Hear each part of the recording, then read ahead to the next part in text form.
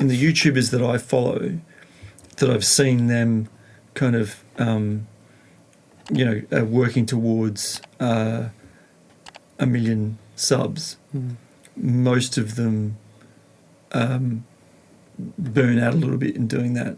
And a lot of them burn out. It depends on the kind of YouTuber, but the ones where it's kind of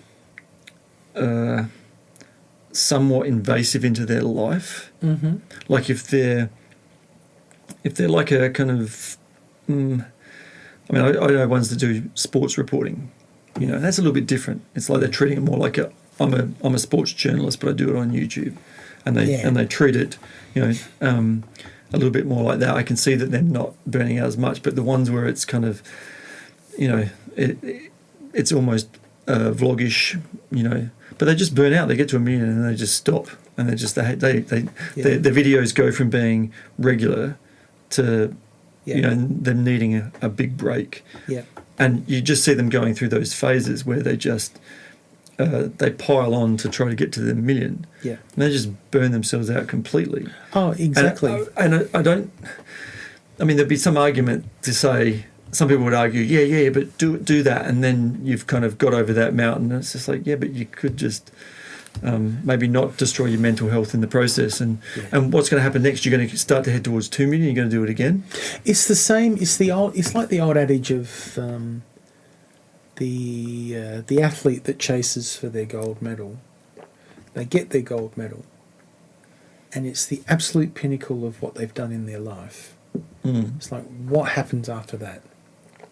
That's why so many athletes are fucked when they retire, because they get all their goals and they're fucking useless at everything else. Yeah. So what? They become sports journos?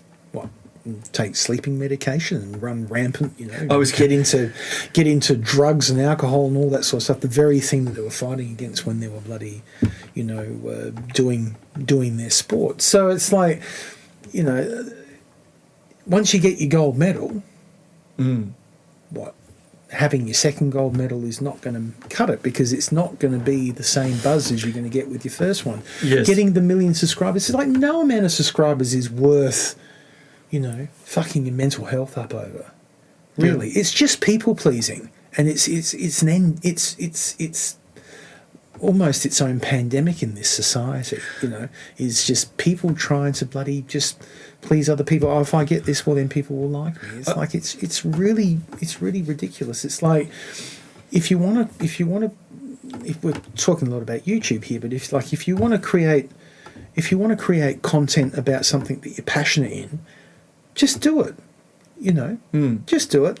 And okay, it's good to have goals and stuff like that, but no goal is worth killing yourself over. Because at the end of the day, the audience don't give a shit. They're just takers. They're not giving, they're just taking. As in a lot of situations, they'll just move on to the next. They'll just move on to the next one if you're not there, But it's like you do it because you want to. You do it because you feel like you have something to say, and you do it because you want to. If you want to help people out, well, then create the value.